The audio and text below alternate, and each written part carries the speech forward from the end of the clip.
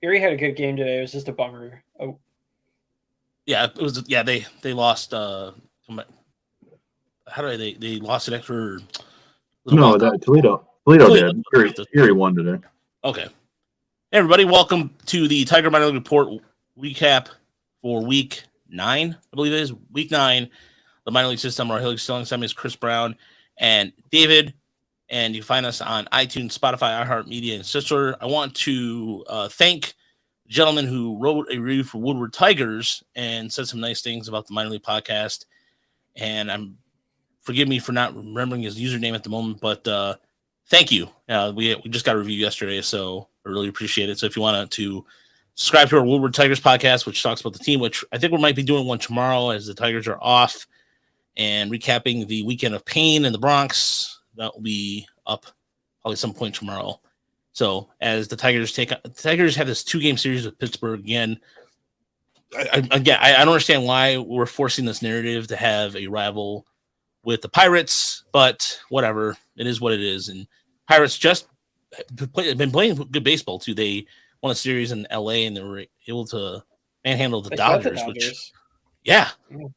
It's strange too because the Mets the Mets offense kind of woke up against the Dodgers today, but we'll get all into that. So coming up, we'll recap what I saw down in Lakeland.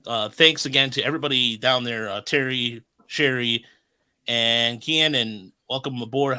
Hens highlights. Yeah, we'll be getting here. Speaking of the Hens, we'll be talking about them in a minute. But I want to thank everybody down there for the hospitality. I'm sad I didn't get to see my good friend James Shipman. His schedule is conflicted, but shout out to James to reach out and hopefully we'll grab a beer soon. And went to a place called Glory Days, which sounds exactly like the Bruce Springsteen song, which it was, if you're familiar with that.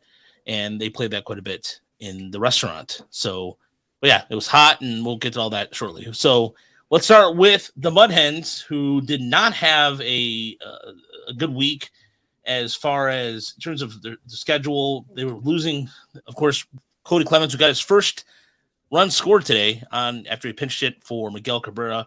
And Toledo went 1-5. So, Chris, I'll start with you on the offense, and I'll get to David here in a second. In terms of Mudhead Bath, now that Cody Clemens is gone, who stepped up this week? Well, it was kind of the vets this week. Jamie Walker had a pretty Trace Thompson. I was going to say, go ahead. Yeah, Trace Thompson and Jamie Westbrook. They both have been having a heck of a week, and they've been shedding some light on a rather minute Mudhen squad since Cody Clemens graduated. Trace Thompson's definitely taking the next step as of now. He's having a pretty hot start to June. Yeah, he went 11 for 26 this week with 3 doubles and 3 homers. He had a big 3-run homer today that put them up 3-1. Looked like it was going to guide them to victory until they had another unfortunate blown save.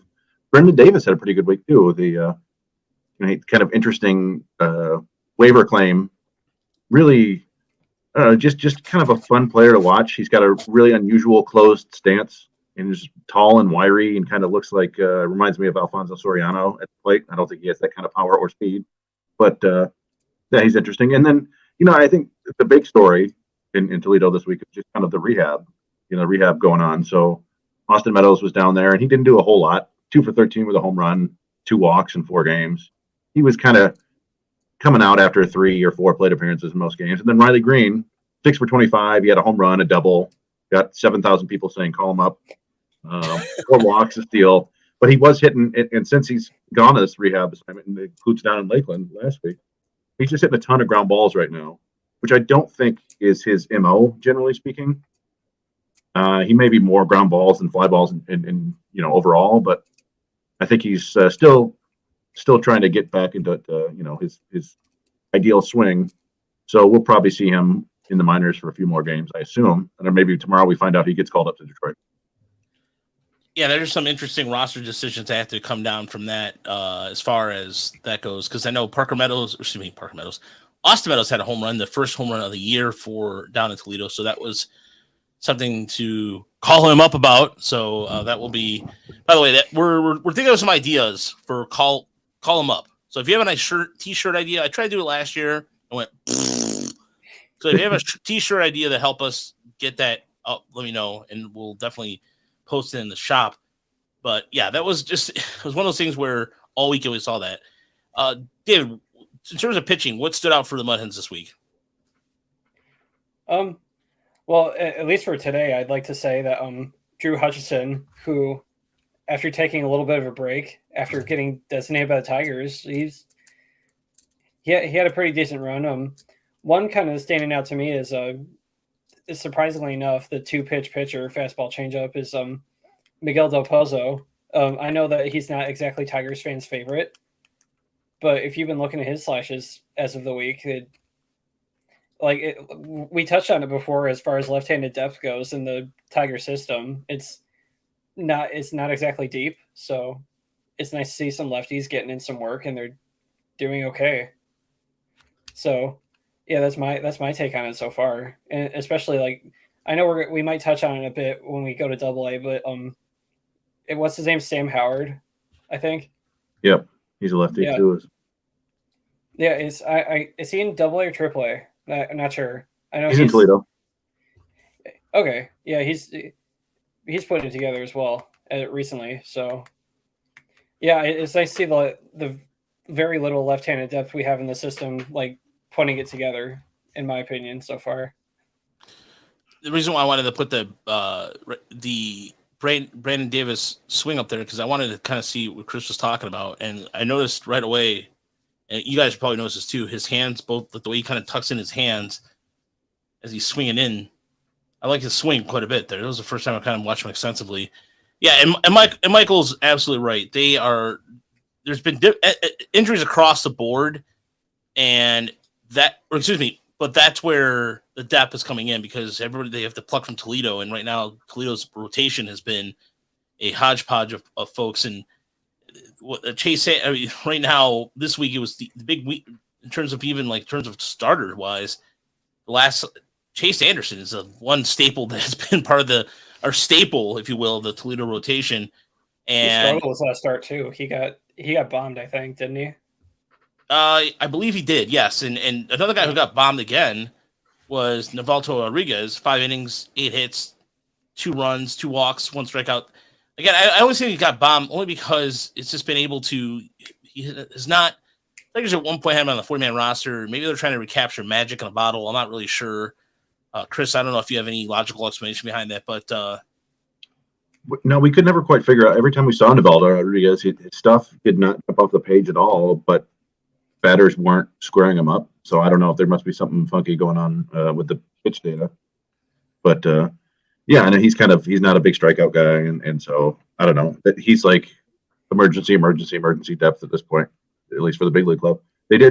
We did get to see Tyler Alexander pitch a couple times, get 1 start and 1 relief appearance. I think they said that they're going to bring him back as a reliever. Yeah, he pitched today, and Garrett Hill, he struggled a little bit last week, but I think he'll get it together. He's talented, but he was another noticeable Hens starting spot that we had as of last week. It's kind of hard to shed light on a pitching staff after what did they have before yesterday, 4 losses in a row. Yeah, they. Chris. I was just saying that the thing about Hill so far, and I was there for his start last Sunday. He is really. It seems like he's trying too hard to throw strikes, and he's not throwing as many strikes. If that makes any sense. Like, he's really trying to be fine and hit the corners all the time, and maybe he has to because he doesn't have top-notch stuff.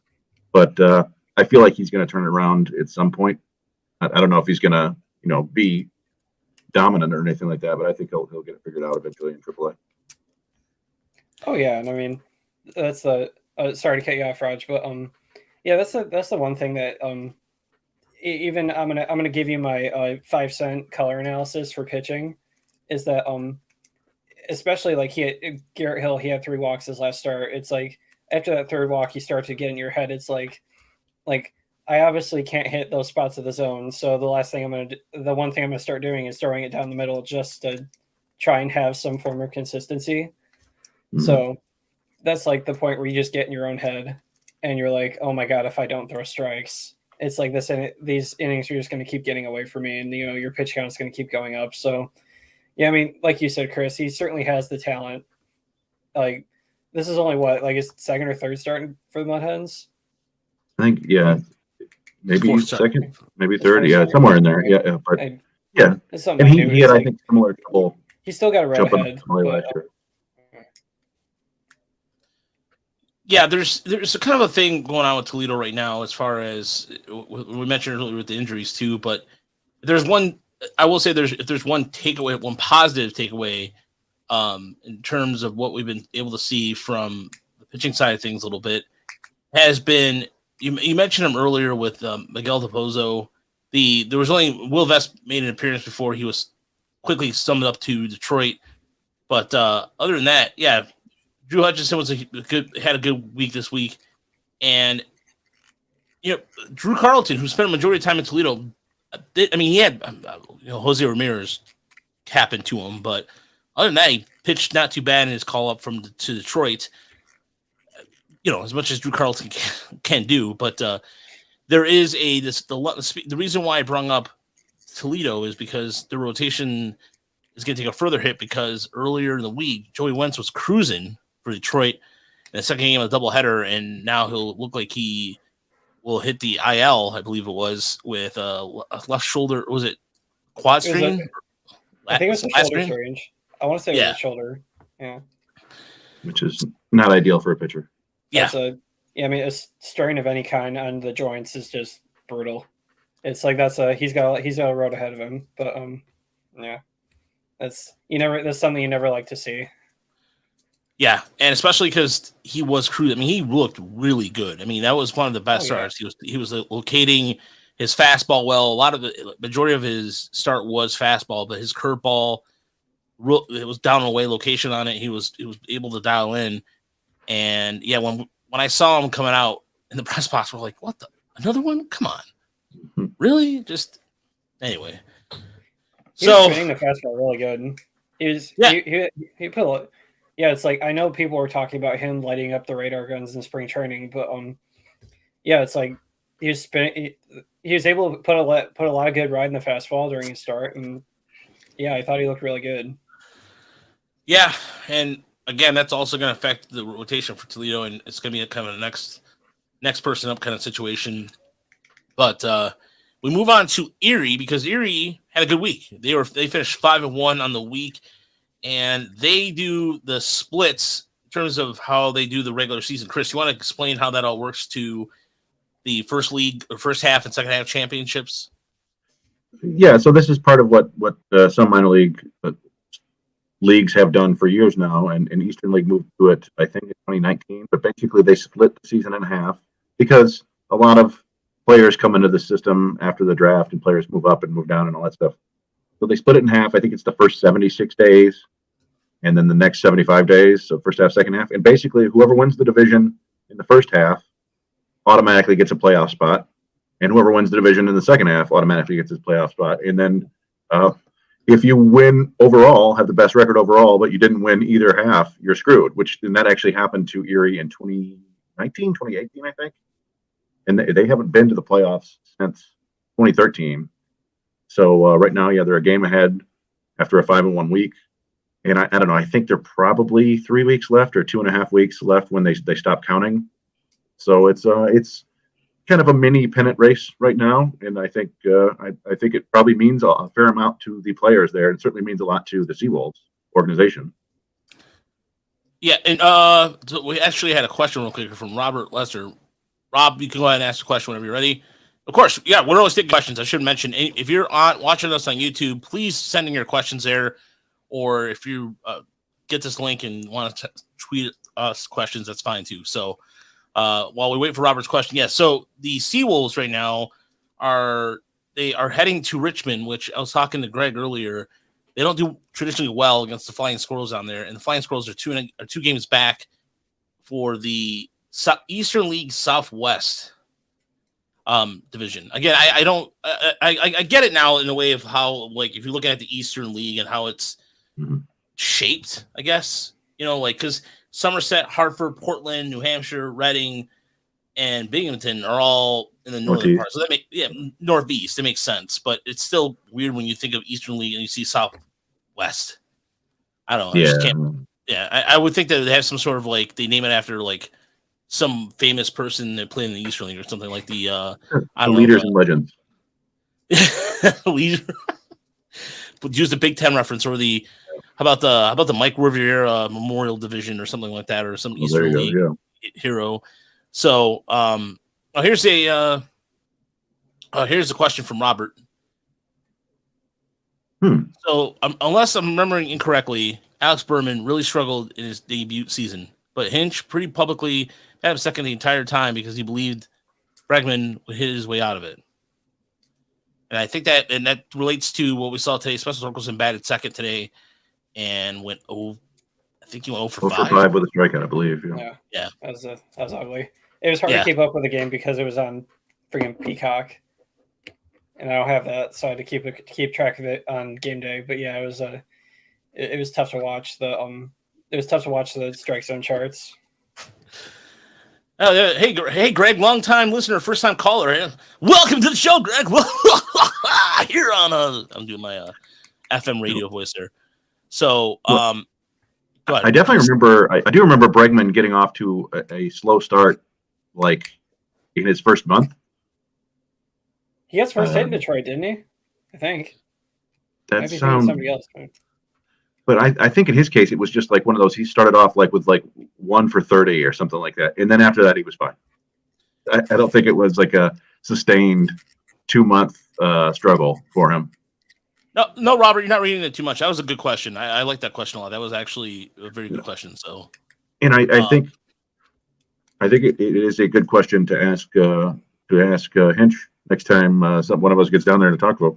I'll be down there Friday, so I'm going to try to get down there this weekend.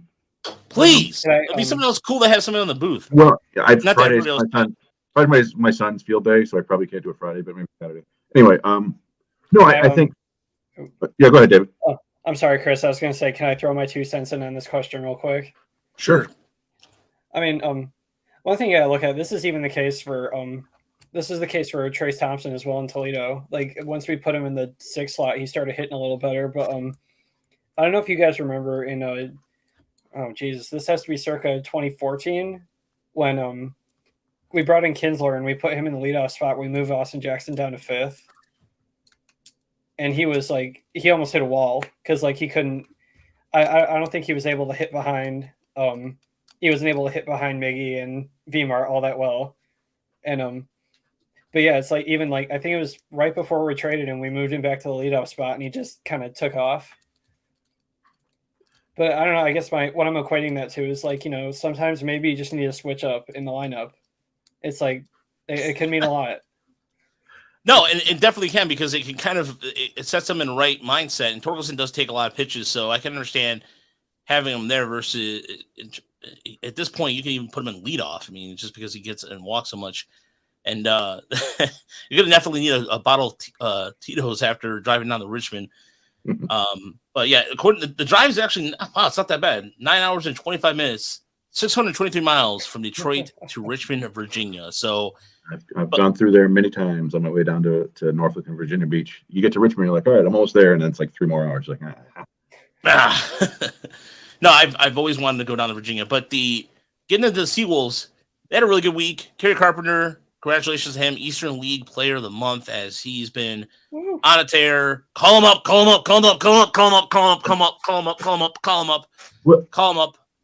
Yeah. Well, actually, go ahead. Go ahead, because I needed a mental break from hearing that words or seeing that words so much this weekend. Go ahead. One thing that has really impressed me about Erie so far over this past week is their formation of their 2-headed monster in Reese Olson and Wilmer Flores. It's like both of these guys have just been pitching their heads off over the last week, and it's been really impressive to watch. Like both Olson and Flores, their last starts, they both gave up. Wait, did Flores go scoreless his last start? I think he did. Yeah. Go ahead. Did who? Flores. He started today. He gave up 2 runs today. Oh, yeah. Okay. Olsen as well. He only gave up 2 runs his last start, and yeah, it's like the rotation has just been outstanding, and Erie's been having a good week because of it. Yeah, which I wanted to get to first. I wanted to get in the hitting and then get in the pitching a little bit. And and that was it's something that and Michael Meyer with the question in here. Carpenter will be is he Rule 5 eligible? That's where I think. Yeah, and any college player from the 2019 draft will be Rule 5 eligible this year. So that means Kreidler, Lipsius, Carpenter, is it Brendan White, or was he 2018? I think White was maybe in 2018. Yeah, 2018. Garrett Hill, I think 2019. Yeah, Hill was 19. And by the way, and this is a rotation for Erie this week. Greg put us in there. Olsen Wednesday, Kirby Thursday, Solback on Thursday, Austin Bruckner Friday, Saturday Flores, and Sunday is Olsen. And yeah, let's get right in the offense before we get into the pitching. In terms of this week, Kerry Carpenter had 3 home runs, drove in 6, but the biggest news to me was Gage Workman, who's been struggled mightily in the month of May a little bit, but this week had a really good week, putting up a slash line 381, 435, and 714, and an OPS over 1,000. And one of the things that stood, another part of it too, was he was hitting the ball very hard, and again the stolen bases have come down, but I think we kind of expected that based off what we talked about before, Chris, about different levels and lower levels. You can kind of get over them more, and we get to higher levels a little harder. But talk about what you've seen this week. I'll start with you, Chris, before we get to David. What did you see this week in Gage Workman? Yeah, it's kind of what you get with Workman is he also had, I think, another 4 strikeout, like 0 for 4 strikeout game. I want to say he struck out 8 times, but when he makes contact, he does a lot of damage. And it was a couple doubles, I think, and a triple and a home run. And the triple was like a fly ball that was just misplayed, but you got to call it a triple. But the home run was legit, and the doubles, like he hits the ball hard as hell. It's just he doesn't always hit it as much as we would like. But yeah, what's funny is the offense was kind of led this week. Kerry Carpenter gets all the kind of attention because of what he's doing. It's kind of wild. But Quincy Deporte, I think, had the best week of anybody down there. And you do feel like if, he's a veteran that they signed out of Indy ball or whatever, but you feel like if Carpenter weren't doing what he was doing, people might be like, hey, what's up with Deporte? Can we call him up? Because he's having a really good year. So I don't know, he's been steady, and it's nice to see that because it was kind of a down week for Parker Meadows and Dylan Dingler. Although again, it helps to watch the game. So you see, like Dingler went 4 for 22. There was one diving play by an outfielder. Looked like he hurt his wrist on it too, but basically stole a hit from Dingler. It might have been a double. Like you see these things. It was good contact. He's really driving the ball to the opposite field, which is what we like to see. So a week is not enough to really tell about a guy with just stats, but it was a solid offensive performance overall this week, I think. What about you, David? What did you see in Erie this week on the offensive side of the ball? Oh yeah, I mean, I can't remember the stat I sent you about Kerry Carpenter and the week he's been having. I texted that to you recently, didn't I? Where he's been hitting pretty sure he hit like close, if not 500 over the last week. And like Chris said, Kerry Carpenter is hitting the ball as well pretty hard. One thing I want to touch on with Gage Workman is, and I think this plays in pretty good to, I'm happy that he's having a hot streak because, like, especially for switch hitters, because Workman's a switch hitter, if I'm not mistaken, right? Yes, yeah. It's always nice to see switch hitters like heating up at the plate, especially because they have to do twice as much work as the normal lineup. Because like, especially if you're facing like a lot of right-handed starters during a week, then you're going to be hitting left-handed for 7 straight games and having 3 to 4 at-bats a game left-handed. And so it's really hard to keep track of your right-handed mechanics, especially. So like you got to be doing much more work from the other side of the plate as you are in games from the left side. So I like to see Workman heating up, but yeah, Kerry Carpenter is just fantastic. It's like hitting the ball at all fields. He has a really controlled swing. It's like, I think he has like a 417 average now on balls in play. So like, yeah, it's like you can't ignore that, especially in Double-A, where you guys have mentioned where the pitching is a little bit more competitive as it would be in the lower in the single A levels. So Chris, talk about bad balls in play, and how does that work exactly on the minor league level, and just in general for anybody out there who's not familiar with that stat? Yeah, so batting average and balls in play. There's a long, like you can go a long story back about all this, going back to like the early 2000s when they realized that it didn't, at the major league level at least, it didn't really matter who was pitching, including position players. If a hitter put the ball in play, it was going to end up being a hit at like a 290 average to 310 average. That was just like no matter what. And it kind of blew everybody's mind, like, what's going on? And then, so that led to all the sort of defense independent stats like FIP and expected ERA and stuff like that. And so, generally speaking, when you look at a BABIP, a batting average on balls in play, for pitchers, you can kind of gauge if they've been lucky or if they've been unlucky by their BABIP. And with hitters, it's the opposite way. If it's 400, it means that they've been fortunate. They've been lucky on balls in play. And if it's 200, it seems like they've, been hitting a bunch of atom balls. It's not entirely like that. There are some outliers because based on what kind of contact you make. So like, I want to say Justin Verlander a couple of years ago had like a 220 batting average on balls in play and was like, oh, that's lucky. Well, it turns out that he just got a ton of weak pop-ups because that's the way he pitched. He pitched at the top of the zone. And if they put it in play, it was a pop-up or a home run, basically, which doesn't count toward BABIP because apparently a home run is not a ball in play by the funny rules. So in any event, so generally speaking, like a 400 BABIP in the minors, you'd be like, yeah, that guy's getting lucky. But things are a little bit squirrely in the minors. And we talked about this last year, I think, with Jacob Robson, who was running like a 490 BABIP because, guys in the minors, the defense isn't as good. That's why they're in the minors.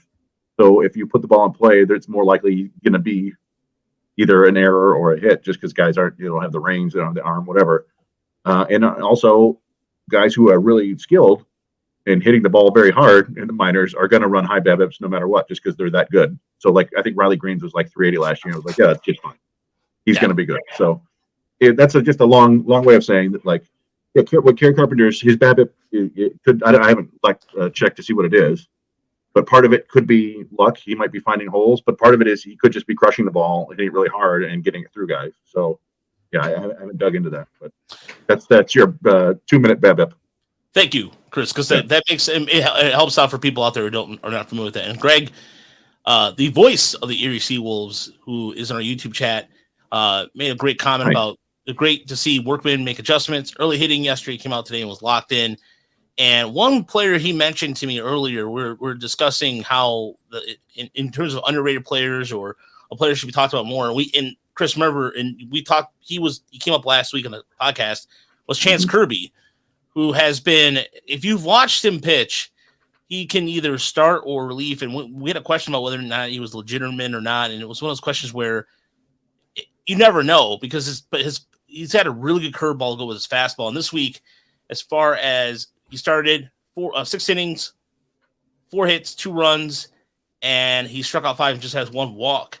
And this week he had a FIP of 0.83, but on the year he's been really good. And again, however the Seawolves want to use him, it seems like he's very versatile and goes out there and gets the job done. And this is a guy who is he going to be on a lot of prospect radars? Hell no. But is that okay? That's fine because this guy's a 25th round draft pick out of Hyde Park Baptist High School, 25th round, and he's contributing to the Seawolves' early success. And David, did you see any in terms of Chance Kirby? Have you had a chance to look at his numbers and what is he able to do for the Seawolves? One thing I really liked about him, especially in either or in a starting role, is his walk numbers aren't very high from what I've noticed. It's like he only had 1 walk his last start, and at least in my baseball history, you command over the zone. Like I've always thought command and control are 2 different things. And I think especially being in a starting role, like when you get stretched out in longer outings, it's really hard to keep that command over the zone. Cause like you can have control for days, but like having command over all your pitches in relief outings compared to starting outings can be a lot tougher in my opinion. And I like to see that he's putting both of those things together in whatever role we put him in. So yeah, it's nice to see that he's contributing to the Erie staff well. Yeah, you can't really. By the way, he went to UTSA. Texas San Antonio, the Roadrunners, which was always one of my favorite teams to play in NCAA football. No, it's fine. He's listed on minor league baseball. He's listed as a high school. They don't list his college for some, maybe because UTSA is too long to put in there. But I just wanted to mention that because I loved playing with the Roadrunners in NCAA football 14 or whatever, the last one that came out for PlayStation. No, like a pitcher like him is invaluable to any team. Just think about what Ronnie Garcia has been doing for the Tigers lately. This is a guy who's primarily a reliever, and you need a starter immediately, and you just stretch him out and go, all right, give us what you got. And so, Kirby's 4 starts, 12 outings this year, a 1.59 ERA, a 0.76 WHIP. That, like, over 40 innings, that's amazing. And I think I mentioned on the show the other week, like, and I just told you before the show, like, we saw him pitch, and I should know better at this point, but I wasn't really even paying attention. Like, I've heard of this guy. He's fine. He's an org guy. Well, there are guys like this who, I mentioned the two names on Sunday or whenever, Thursday. I mentioned Warwick Soppold and Spencer Watkins, 2 guys that were just kind of hanging around the minors, moving up slowly, and I never paid much attention to them. And then, what do you know? They're both in the majors one day, and you're just like, hey, I wish I would have paid more attention. And, like, you see the improvement in his numbers from last year to this year, and basically his career numbers were not all that great, but he hung around, so the org must have liked something about him.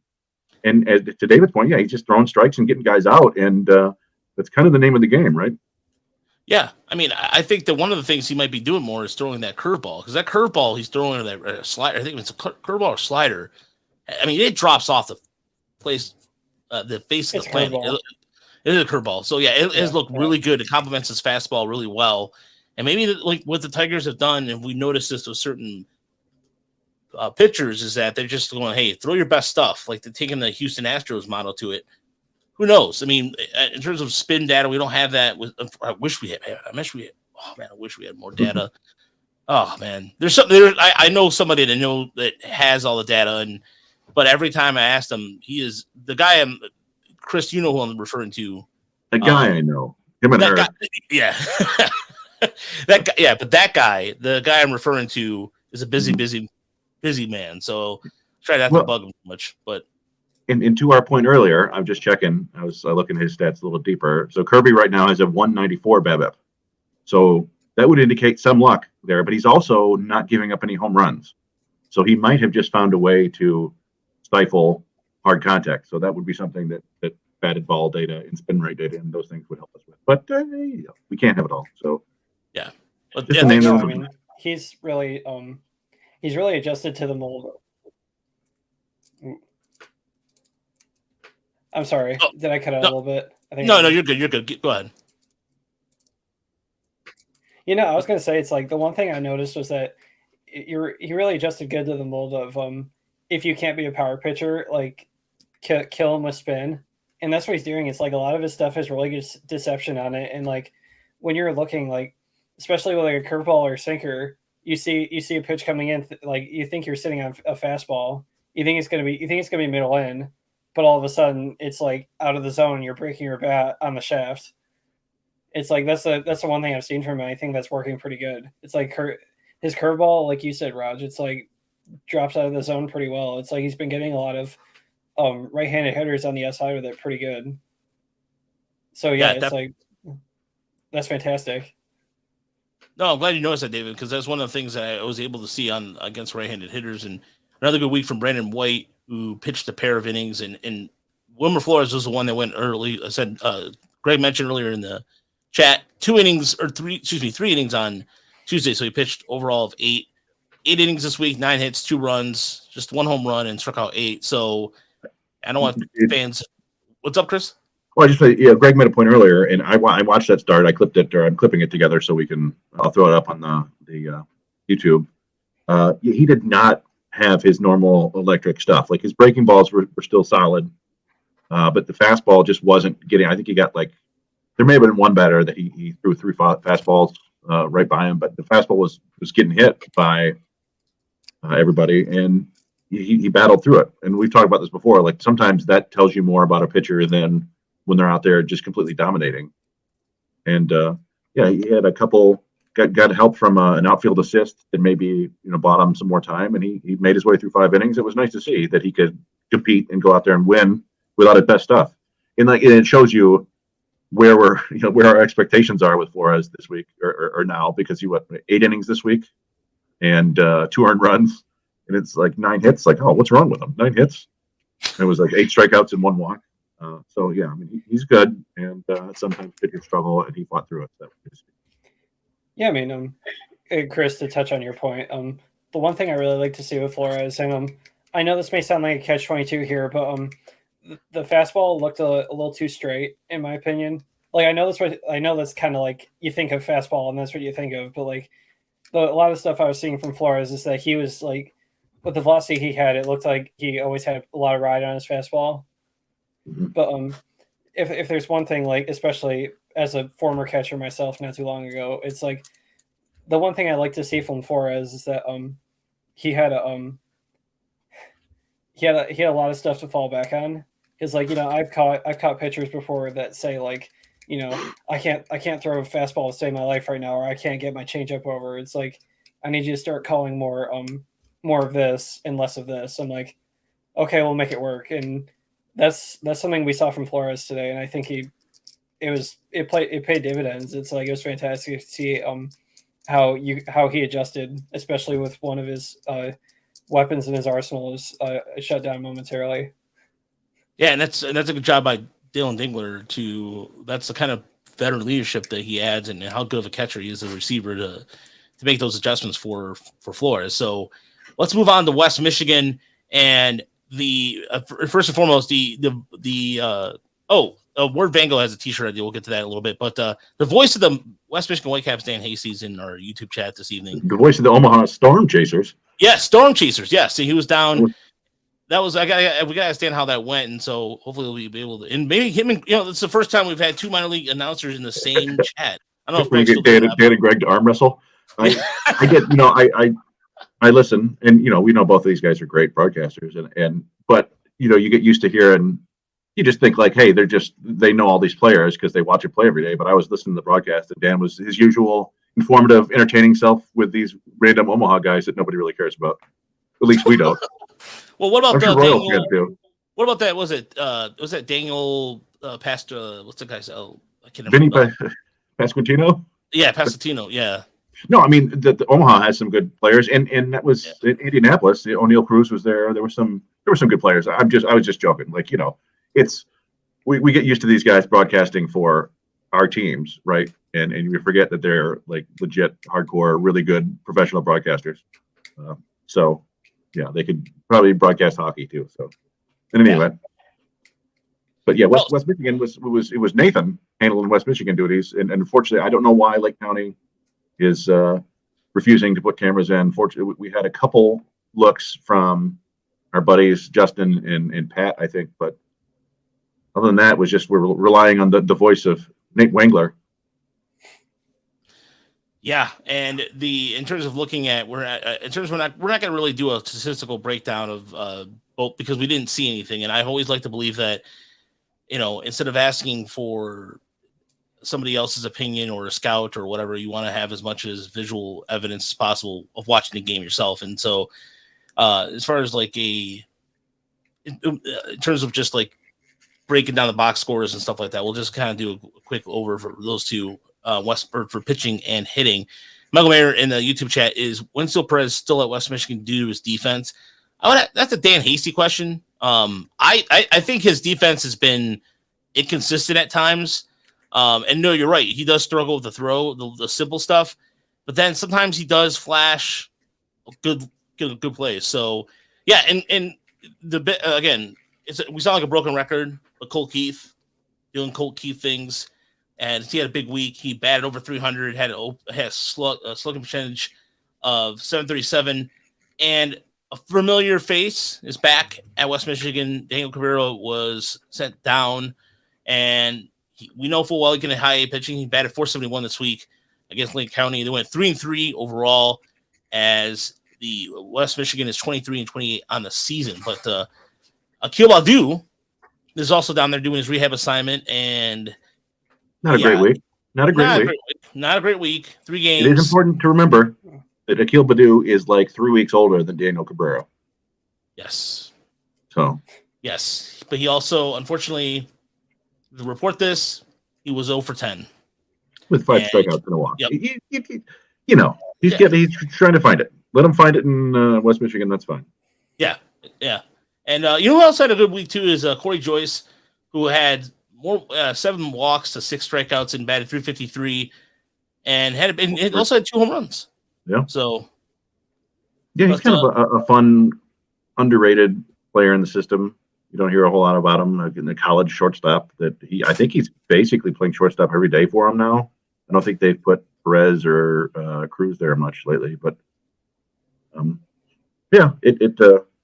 like we mentioned, Cole Keith had a monster week, but it was mostly just a monster game that was good enough to supply him for the rest of the week. But yeah, he after a somewhat down week last week when he had like a 780 OPS or whatever, it's back up over 1,000 or 900. So yeah, he's doing his thing. And as far as Winslow Perez goes, it's not. I don't think that like they're having him down there working. I think this is the case with a lot of guys who could theoretically move up.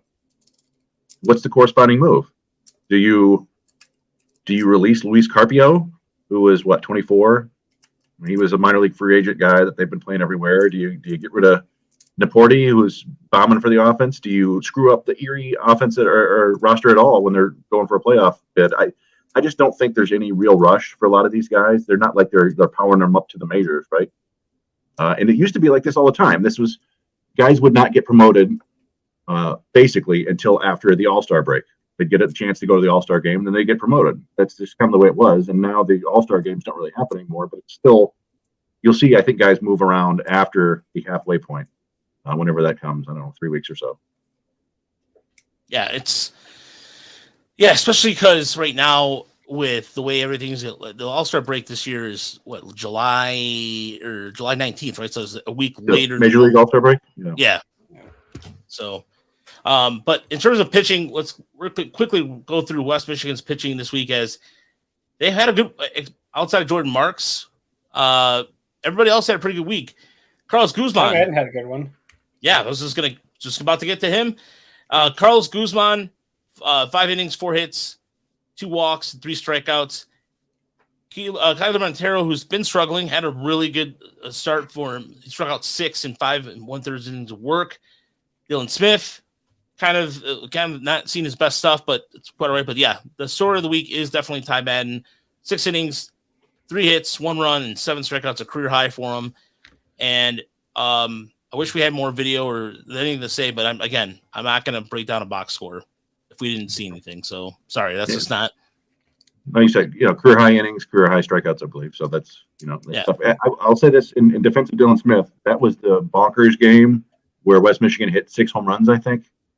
Oh, yeah, that's right, yeah. Smith had to sit for, I don't know how long it was before he came back out for the 5th, and then he gave up. I think he gave up 2 home runs, and one of them was a 2-run homer in the 5th inning. So I think it's one of those things where, like, they were up like 9-2 at the time or whatever. So I don't know if he was out there with his full concentration in the 5th. But, it was it's unfortunate they only went 3-3. It felt like it was going to be better early in the week, but there were 3 high-scoring games, and then the offense just kind of went away the last game.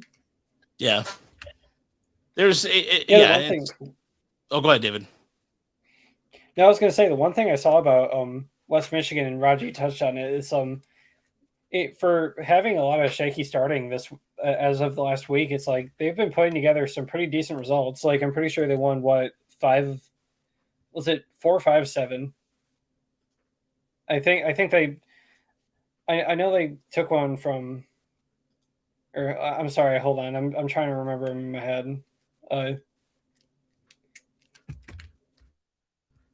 Yeah, can't remember off the top of my head right now. But yeah, it's like I think they took 4 or 7 as of this past week. 4, 5, 7, and like Madden and Guzman, like you touched on, were the only notable performances. But yeah, it's like.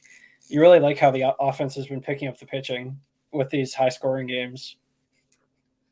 Yeah, and at some point too, I feel sorry for Dan and Nathan if once Colt Keefe and once Perez graduates, and I mean again, but maybe there's hope because speaking of high A hitting, we go to low A hitting. As this week I was down in Lakeland, got a chance to see games on Wednesday and Thursday. Friday, there's a tropical storm warning in effect, and it ended up it looked like it was going to rain, but it didn't. Just a little bit of showers, and then of course they had a doubleheader Saturday, and Jackson Job was scheduled to pitch Friday, and I was leaving Saturday. So yeah, good times. But I did see two solid performances in pitching wise from Garrett Burhan and Nick Davila. Is it Davila? I don't know. I've never actually heard his name pronounced. Okay, so in terms of the entire week, Lakeland went 3-3 this week, but the entire staff did really well.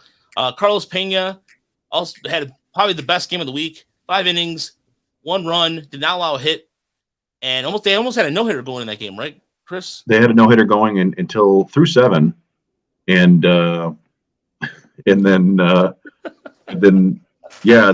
Christian Tortosa came in, who was one of the more frustrating pitchers in the system, because like you saw him and he looked really good, right, Raj? Yeah, definitely. Yeah, and I think he's been doing that for like 4 years, where you see an outing from him every now and then that he looks fantastic, and then he struggled today and gave up. Yeah, they had a no-hitter through 7, and then they lost, I think, 4-3. I think he gave up a bunch of runs in 1 inning. But Carlos Pena he kind of reminds me of one of those old college lefties who would go to what was then Low A, West Michigan, and dominate. The John Kiblers of the world.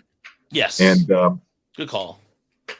And because he's like a primary changeup pitcher. He throws more changeups than fastballs. But if you can execute a changeup against lower hitters, they don't really have much chance. So that's what he was doing, and it'll be fun to see him. But he tops out at like 91, 92. So I don't think he's gonna dominate at higher levels unless he's Tom Glavine. But I guess we'll have to find out once he moves up. But yeah, Brent Herter keeps shoving. You saw Burhan. You said he looked pretty good, right? Yeah, he had a rough couple innings, but the defense behind him a little bit struggled. But he settled down after that. Fastballs around 94, 95, had some good movement to it. And once in terms of the strike zone too, the strike zone was really, he got squeezed on a couple calls. It's a robot strike zone, but it was very awkward. But I thought he pitched really well. I thought he did a good job of recovering after it was also the fact that I think the field was so wet, something to do with it. I'm not really sure, but either way, I thought he pitched good.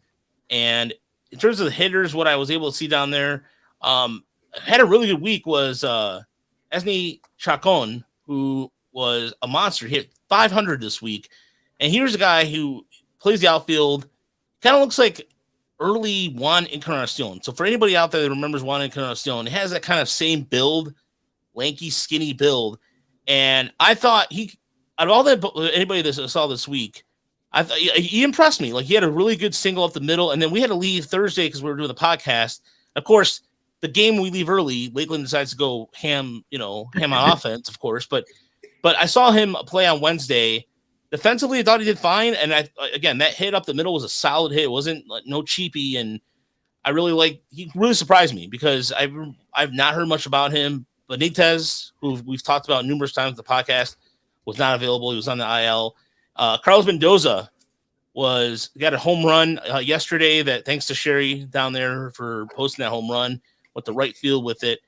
And Isaac Pacheco, again, another good week. And he played shortstop. Defensively, he looked a lot better. He played third and short, and I thought he looked really good at short. Really speaking, when we saw him earlier this year in that first Jackson Job start, we made like 2 errors. He made some really tough plays, some throws on the run. Keen Carter also can attest to that. Roberto Campos on a half swing, defensive swing, hit a bullet up the middle. I think you told me, Chris, it was 98 miles off the bat on that one.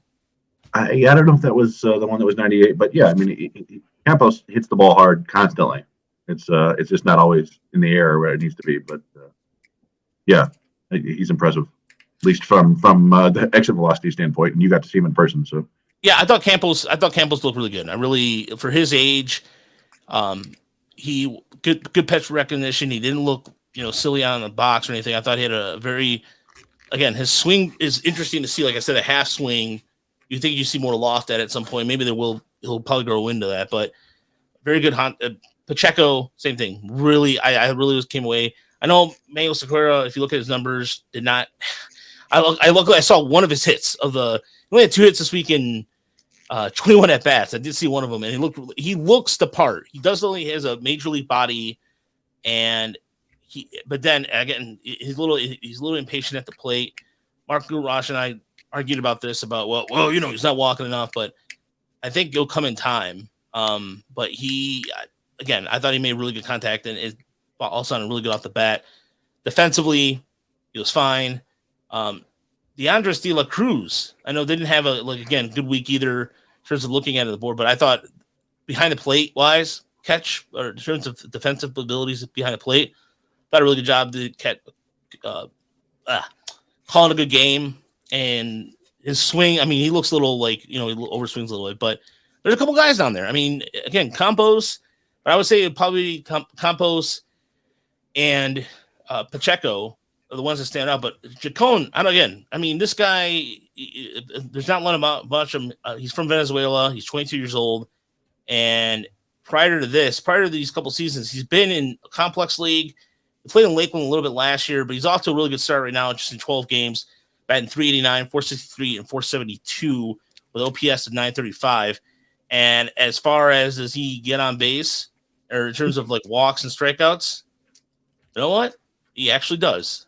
It's not horrible. It's he's got 5 walks and 13 strikeouts. So there's a decent eye at the plate. But like I said, I don't know. Something to look out for. Well, I want to say he stole almost 50 bags a couple years ago in the DSL. I do have video of him still in second base, and he's got a good quick first step. And that's what I liked about him in the outfield too. So there's a lot to like about him, whether he's going to be an org guy or not. I'm not really sure. I'd like to see him. I would have loved to see him some more throughout the series, but nevertheless, Chacon at all, just kind of came up and crept up there. As far as relief pitchers go, it was funny. We're just talking about how good he pitched. I was just talking about this with you earlier, Chris, about the left, because the Lakeland Flying Tigers have 3 lefties.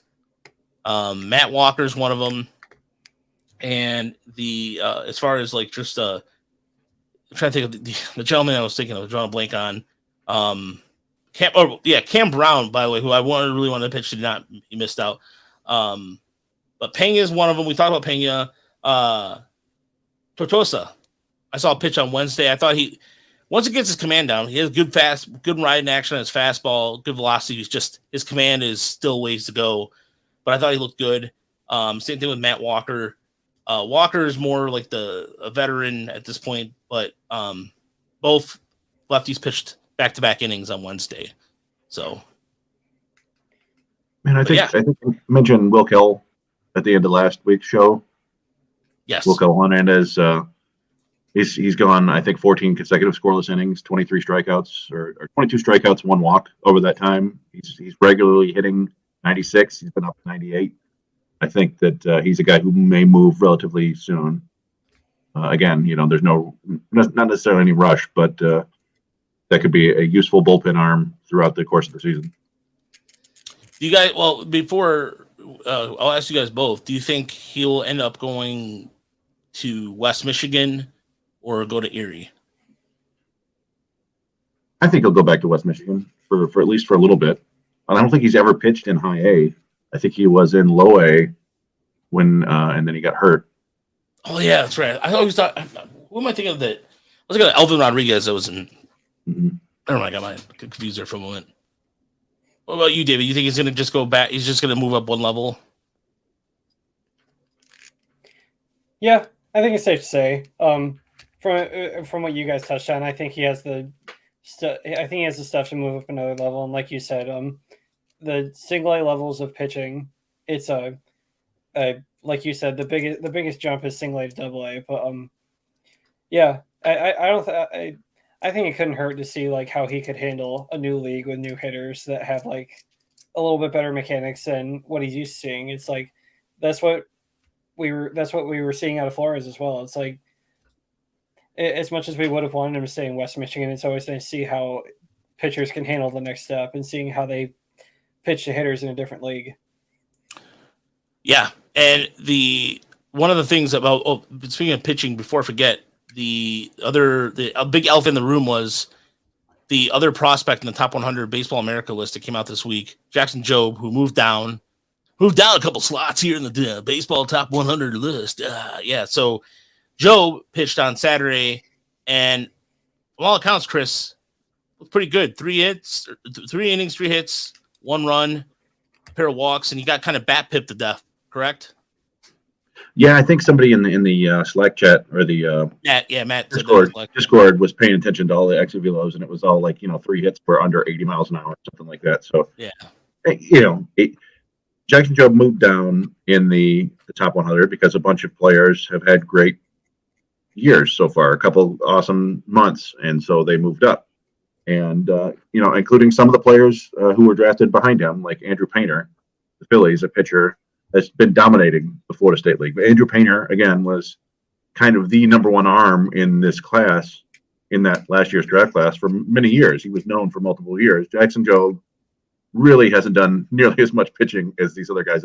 I mean, it's just one of those things where it sounds like you're making excuses for him, but I just think that you kind of have to hold him to a different standard, even though he was the 3rd overall pick. You can criticize the Tigers all you want for taking a guy who was not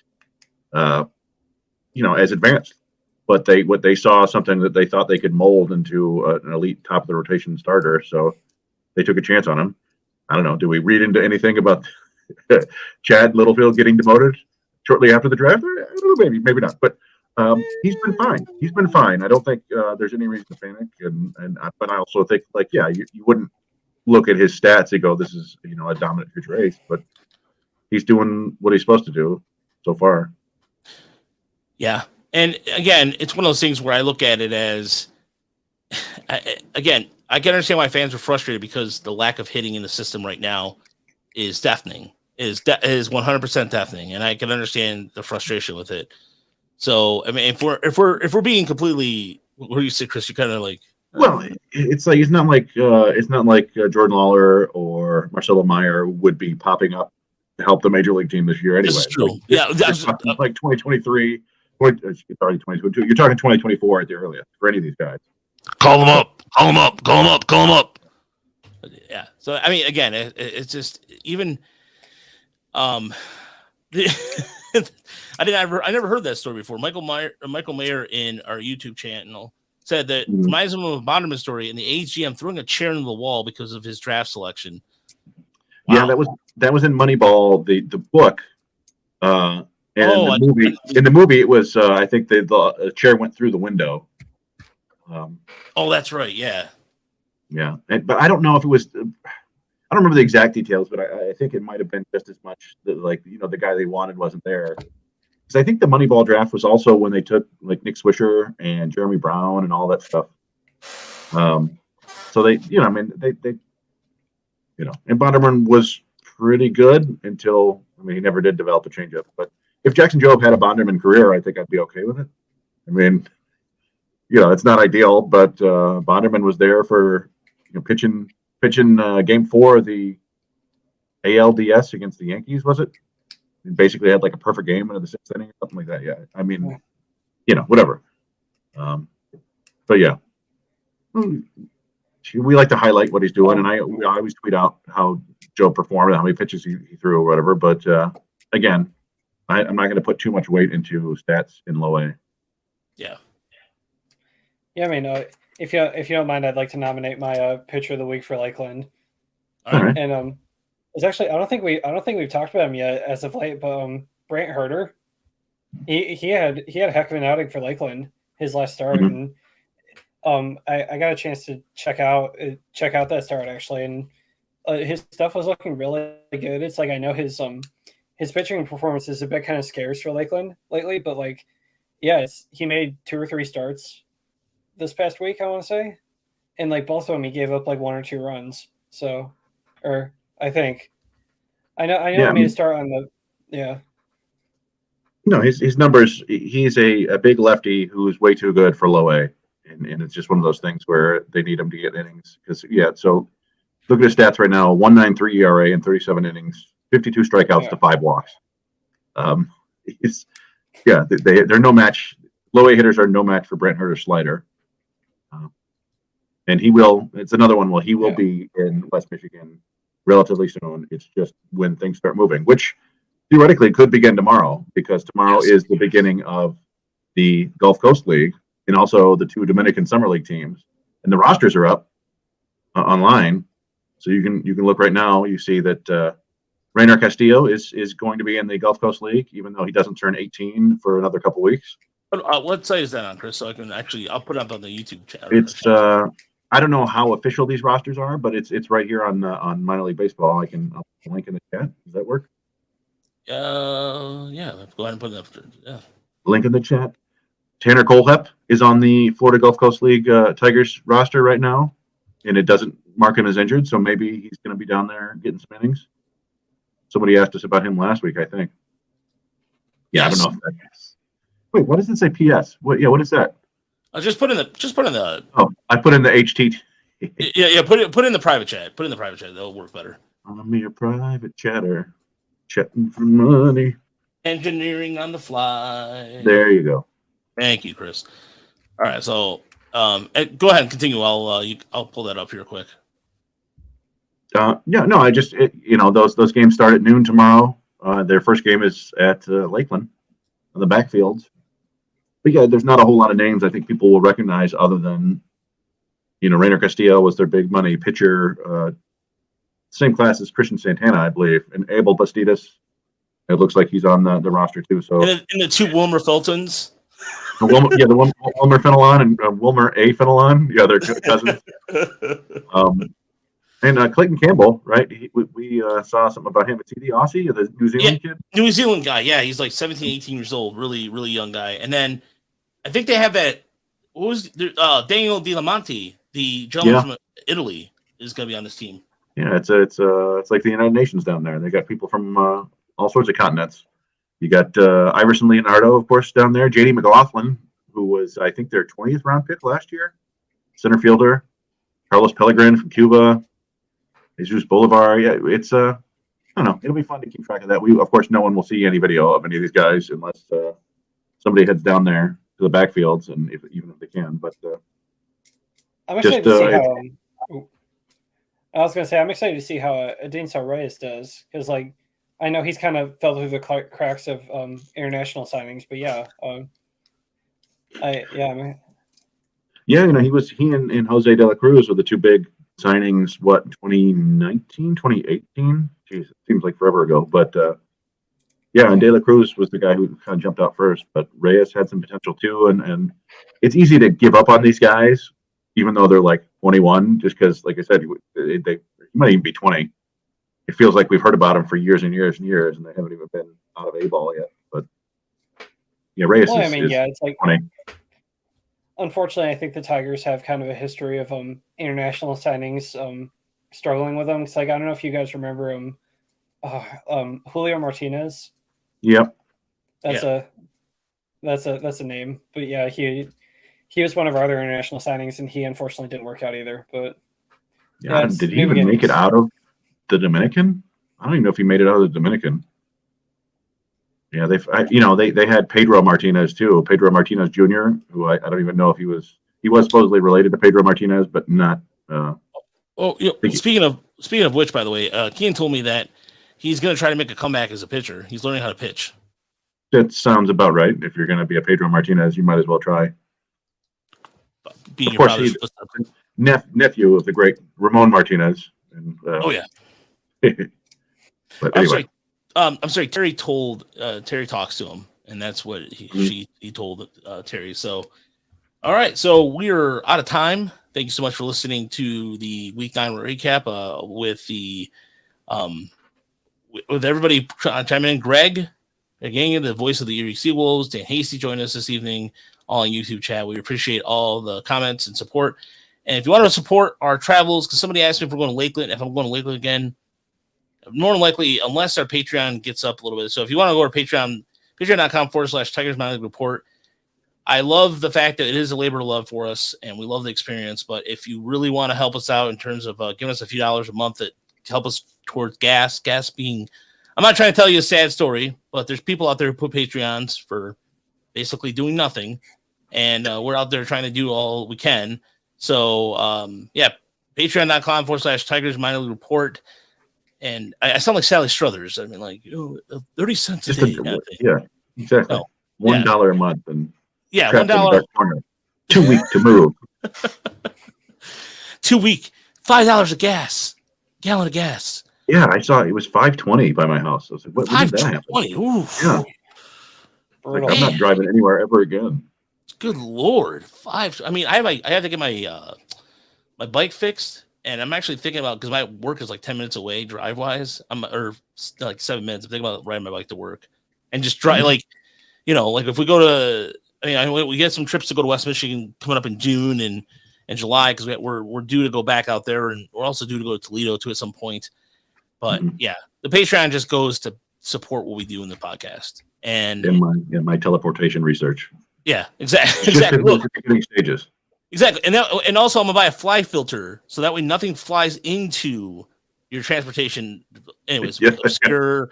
Okay, there's a new Cronenberg movie. Have you really? Did you see that? The new Cronenberg, yeah, that sounds like it's classic Cronenberg with all sorts of weird stuff going on in people's bodies being like, yeah. Anyway, we're going off the rails here, but I don't know if anybody in this room knows David Cronenberg's work, but I'm sure if anybody does, Google it afterwards and find out. But tomorrow will be a episode of Woodward Tigers where we quickly recap the series. There'll probably be some roster moves to look out for. So Gulf Coast League, so another league to pay attention to, is on the way, and there's no cameras for it, so we'll see what we can do and pull up the stats. For myself, David, and Chris, we'll talk to you next week. Have a good week, everybody. Crush